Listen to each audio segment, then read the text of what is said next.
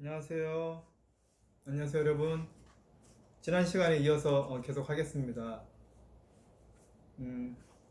509페이지의 노년 초월, 노년 발달 이 부분 하고 있는데 간단히 우주적 차원 하나 점검해보고 넘어가면 좋을 것 같아요. 510페이지와 511페이지에 나와 있는데 510페이지 맨 하단에 그러니까 노년 초월의 그 발달 단계에 이르게 되는 사람만의 특징인 거죠. 그 특징이 뭐냐면 그 중에서 맨 하단에 먼저 죽음도 덜 느낀다 나왔지만 그 삶의 신비, 그러니까 삶이 신비하기 때문에 죽음도 죽음은 삶이 아니지 않냐 이렇게 생각하는 게 아니라 죽음조차도 삶으로 인식하기 때문에 그 오묘함에 대해서 좀 이렇게 마주할 용기가 마주할 마음이 생기죠.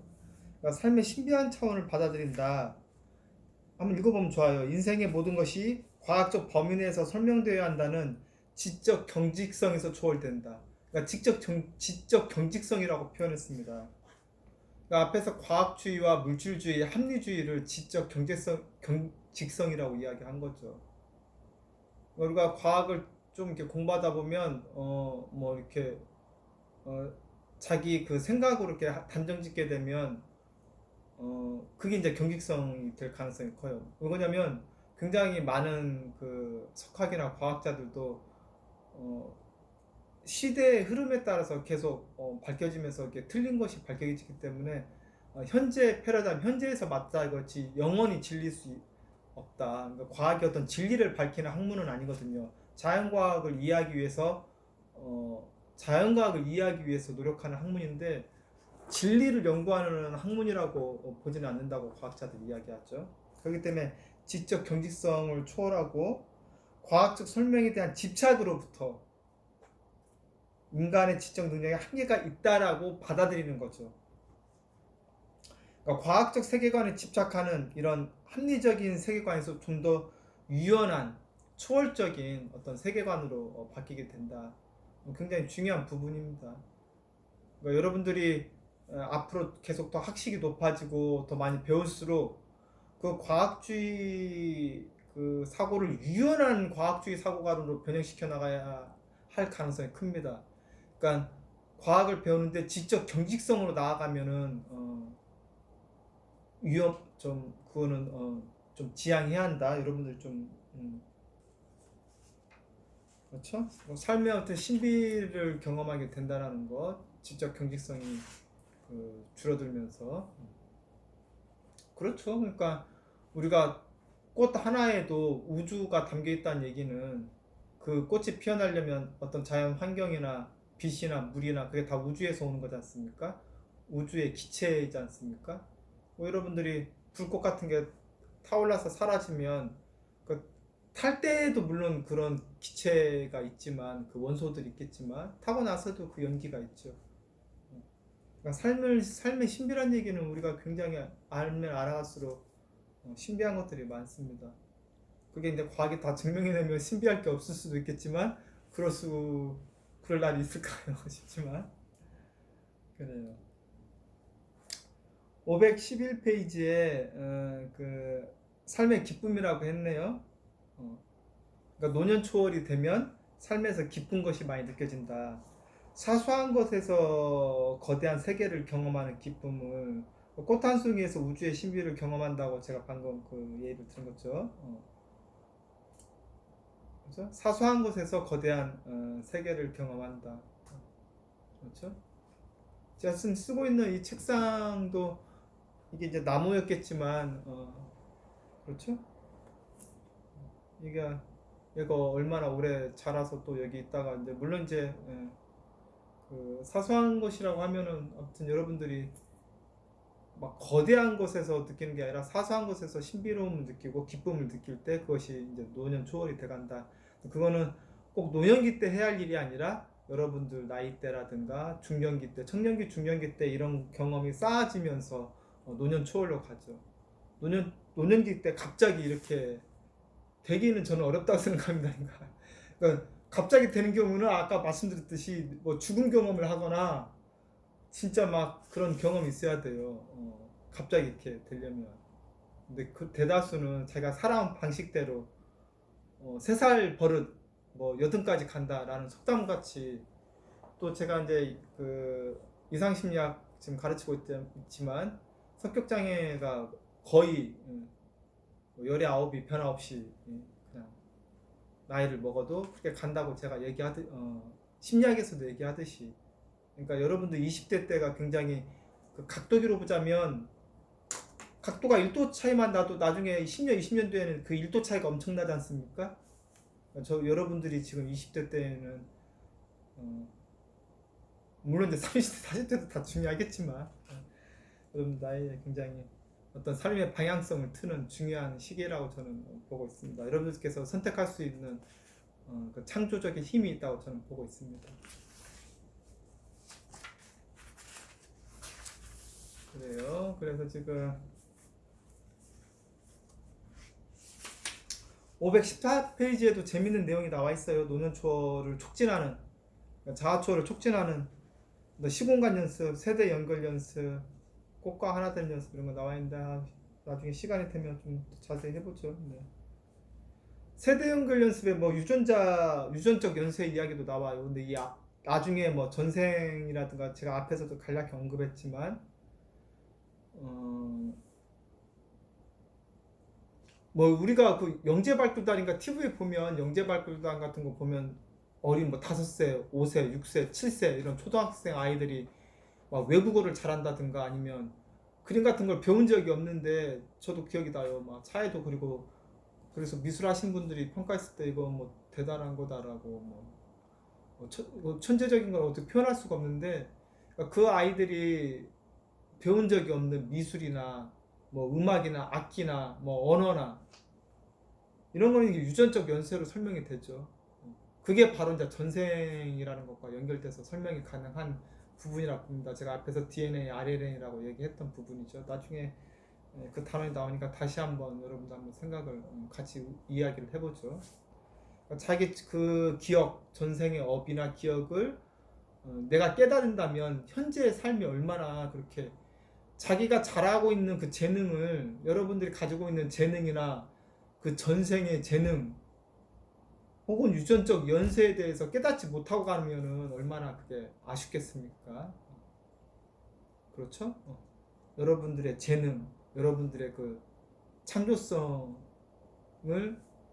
그 현대 어떤 교육이라는 이명하에, 교육이나 어떤 사회적으로 이렇게 바라는 것이 있지 않습니까? 그러다 보면 여러분들은 그 재능을 자각하지 못하고 이렇게 묻어놔 버리게 되는 거죠. 저희 장모님이 음식 솜씨가 굉장히 좋으시거든요.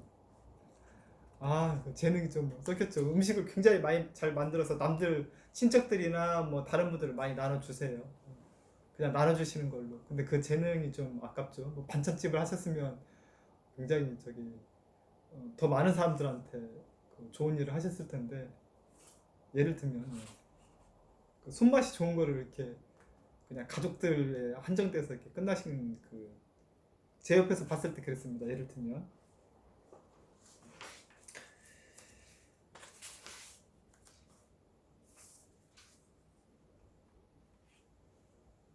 갑자기 생각났는데, 여러분들 손맛이야 뭐 배우면 되지 않나 요리학원에서. 그러니까 그 유전적인 요소 얘기하는 이유는 이제 배워도 이제 막 잘 이게 안 되는, 요리라는 것도 기본적인 입맛, 손맛이 좋은 분들이 있지 않습니까? 그걸 의미하는 거죠. 그분의 타고난 재능, 창조적인 걸 의미하는 거죠. 그래서 519페이지 그 자기 초월의 4가지 방향이라고 나와 있는데 다 참 좋은 내용들이에요. 자기 초월의 4가지 방향. 근데 이 중에서 제가 여러분들께 좀 우선 이야기하고 싶은 거는 519페이지를 먼저 얘기하고 싶네요. 519페이지 하단에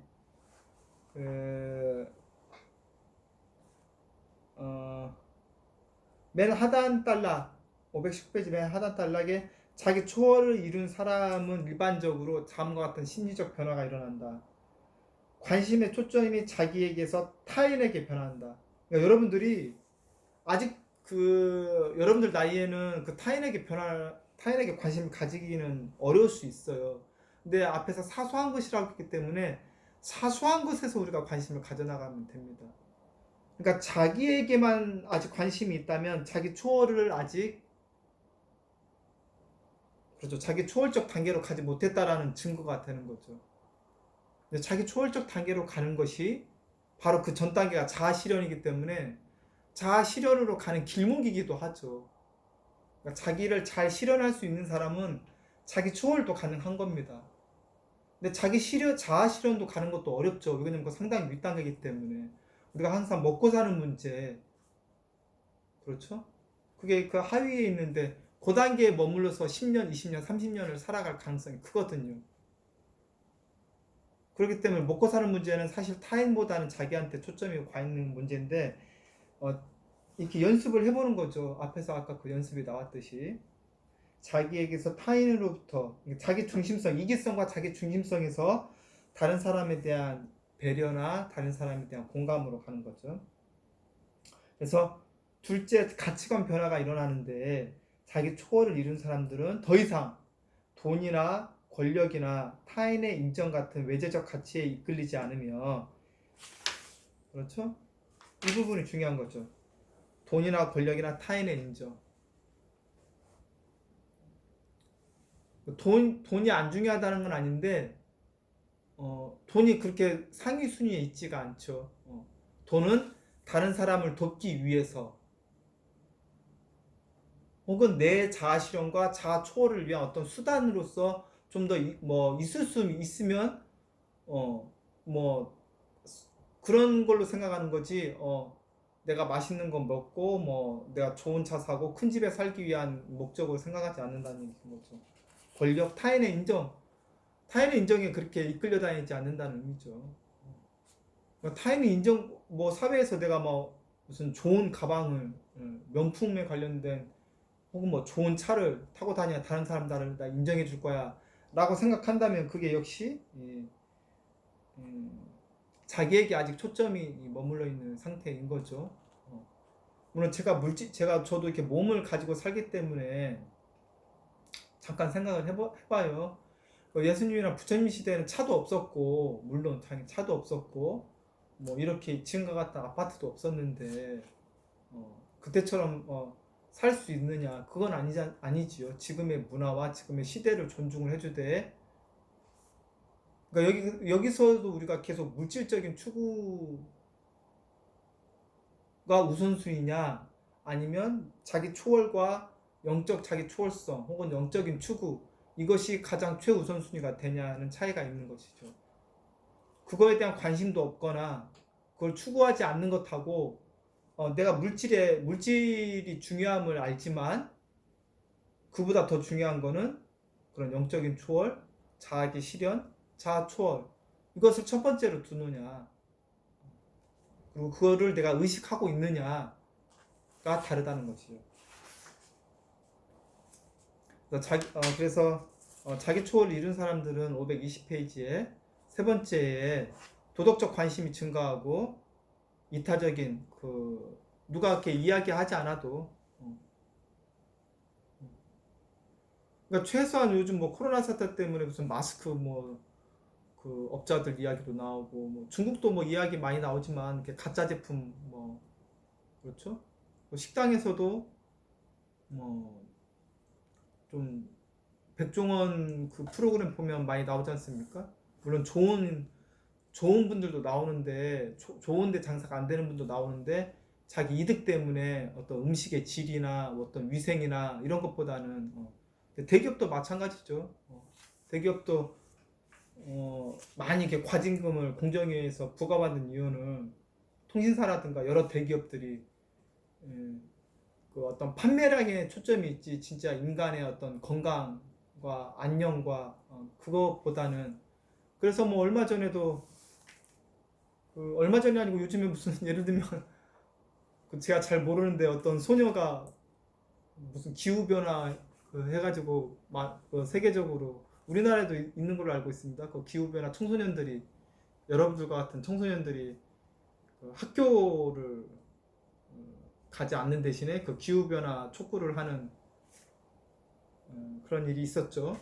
그런 그 스스로가 뭐 환경운동가라고 얘기하진 않지만 많은 학생들이, 많은 청소년들이 그런 걸 봤을 때 굉장히 지구의 미래가 밝다.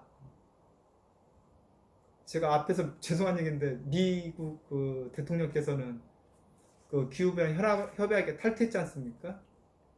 지구가 죽든 말든 그게 중요한 게 아니라 기업의 생산성, 이윤이 중요했기 때문에. 그러니까 대기업에서도 이윤이 좀 줄어들어요. 환경부 어떤 그 굴뚝에서 나가는 연기를 좀 더 이렇게 정화시켜서 정화 장치를 해야죠.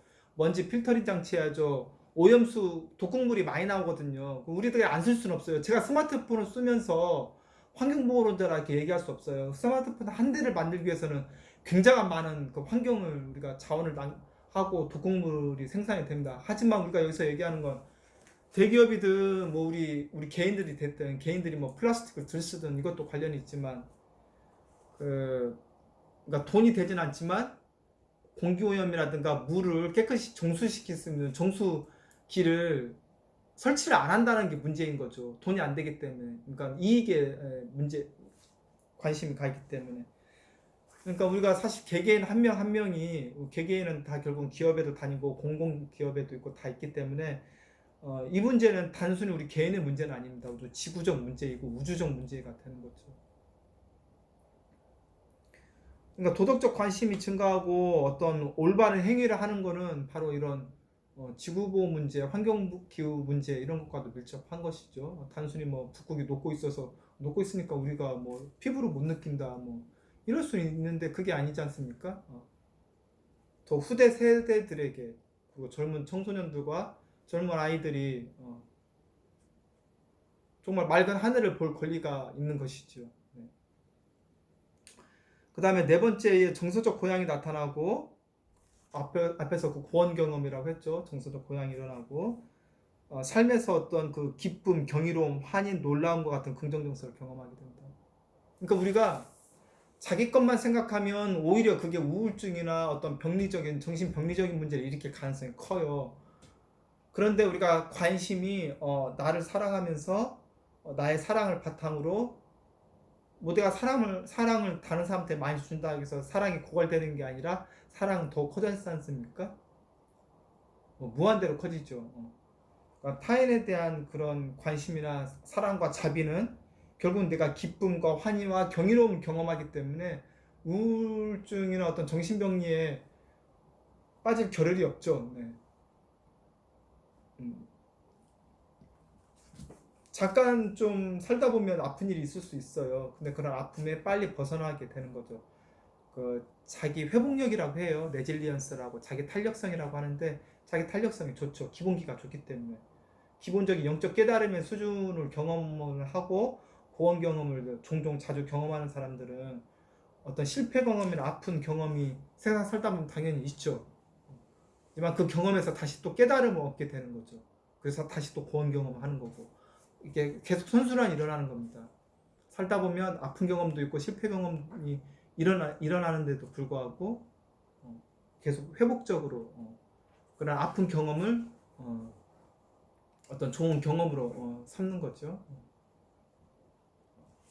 코로나 같은 경우도 물론 여러 가지 많은 이유들이 있었지만 역사적으로 많이 보면 사실 이게 어떤 동물 매개로 처음에 생긴 거라고 하지만 그것도 관련이 있죠. 우리가 자연을 어떻게 보호하고 동물을 어떻게 대해야 하는지.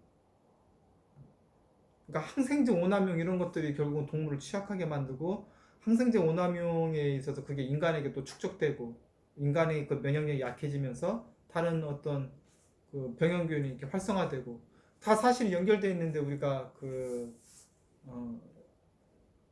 그렇죠? 여러분들이 그런 의식적인 거를 계속 지혜를 좀 발전시켜 나가고 삶에서 이런 그러니까 남을 위하는 것이 결국은 나를 위한다라는 원칙을 알면은 굉장히 그게 중요한 발달 심리학에서 우리가 배울 수 있는 중요한 깨달음인 거죠. 남을 위하는 것이 나를 위하는 것이다. 네.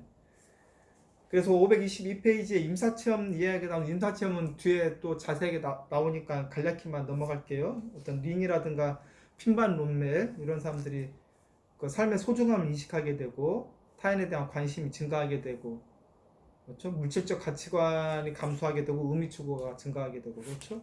임사 체험을 통해서. 그리고 그 아래에도 핀반 룸멜 공감적 행동, 타인의 이해, 종교적 태도 뭐 이런 것들이 좋아진다. 그래서 523페이지에 그 두 번째 단락에 임사 체험자들 공통적으로 물질적 성향이 감소한다. 그러니까 외재적 가치, 물질적 가치가 공허하고 의미 없다는 것을 많이 보고한다. 이거는 그러니까 죽음 앞에서 이게 물질적인 가치가 중요하지 않다라는 거는, 네. 그러니까 오히려 우리가 그거를 추구하지 않을 때 오히려 우리가 더 삶이 풍요해진다는 걸 알 수가 있는 거죠. 물질적인 그 풍요 법칙이 물질을 따라가는 게 아니라 물질이 이렇게 자동으로 들어오는 거지 않습니까? 거기에 이렇게 구차하게 구애받지 않을 때, 사실 부처님이 안 가져서 그렇지 모든 왕들이 땅도 주겠다, 뭐도 주겠다. 물론 이제 많은 그 땅을 기부하고 뭐 돈도 기부했지만 뭐 엄청났죠. 더 전혀 그 무소유의 삶을 살았는데 여기저기서 엄청난 돈을 기부했다는 사실입니다. 그래요. 여러분들 527페이지에 그 중간 단락에 어쨌든 그 코졸리노가 개인의 세계관과 인생관에 대한 그런 것이 어떤 변형되기 위해서, 초월이 촉발되기 위해서는 그런 죽음 성찰이 중요하다. 그렇죠? 죽음 성찰. 그러니까 우리가 여러분들이 그 죽음 발달 심리학을 우리가 한 학기 이렇게 배우는 이유는 여러분들의 세계관과 가치관을 다시 정리를 해서 앞으로의 그 50년의 삶을 여러분들이 그런 고원 경험과 그런 행복한 삶을 살는데 어떤 제가 조금 이렇게 도움을 드리고자 하는 목표가 있었죠. 계속 여러 이야기가 나오죠. 네. 그래서 528페이지에 결국은 그 영성이라는 이야기가 나와요. 528페이지 두 번째 줄에 영성은 어떤 그 성스러운 걸 추구하는 거죠. 그러니까 영성을 내가 추구하지 않는다면 그 인생의 의미와 목적 의식을 느낀다고 그러는데 이거를 느끼지 못하는 거예요. 같은 말이 되는 거죠. 영성 추구가 인생의 의미와 목적 의식을 갖게 한다고 했으니까. 영성을 추구하지 않으면 내 인생의 의미와 목적이 무엇인지 모르기 때문에 진로가 찾고 무슨 일을 하고 살아야 할지에 대한 그런 끊임없는 고민을 할 수밖에 없습니다. 그러니까 왜 고민이 드냐면 남들이 그 추구하는 가치관이 있어요. 혹은 부모님이 뭘 해라. 보통 그렇습니다. 부모님은 자녀를 사랑하는데 그 사랑의 형태가 조금 자기 초월을 이렇게 추구하신 어른들이라면 자녀들한테 그런 강요를 안 하겠지만 옛날에 그 어렵게 살던 고생해서 살던 그 기억을 가지고 살아오신 분들은 여전히 물질이 최고인 거죠. 그래야 남들한테 무시 안 당한다 뭐 이런 얘기 하시는 분도 계시고. 그런데 결국은 그 영성을 추구해야만이 여러분들이 삶에서 내가 어떤 일을 하면서 살 것인지 직업이나 진로에 대해서도 명료하게 보여줄 수 있다는 거 여러분들 좀 기억해 주시고.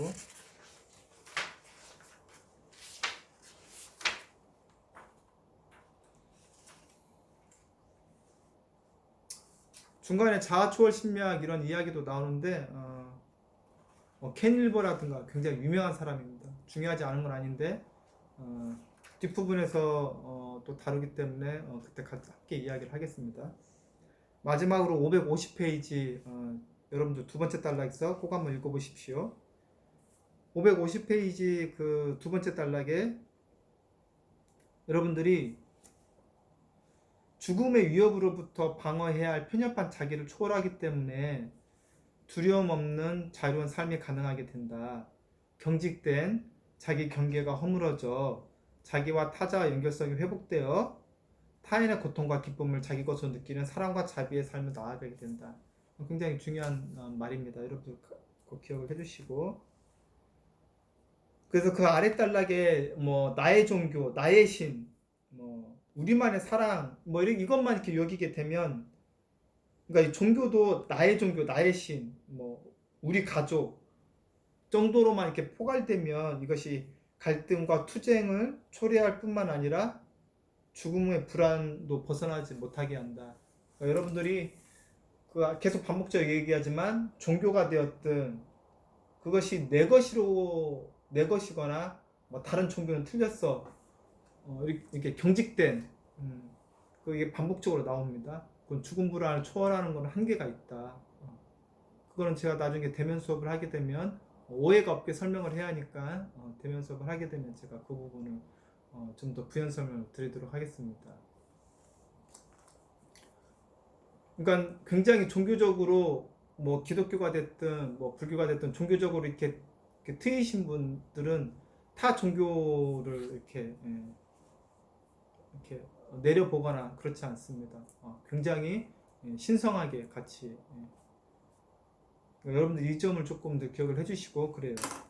아무튼 이번에 15장에서 여러분들과 또 맨 중요한 이야기들을 저는 나눴다고 생각합니다. 대면 수업할 때 같이 또 이야기 나눌 수 있기를 바라겠습니다. 여러분들 삶에 조금이라도 도움이 되었기를 되시면 좋겠습니다. 감사합니다, 여러분.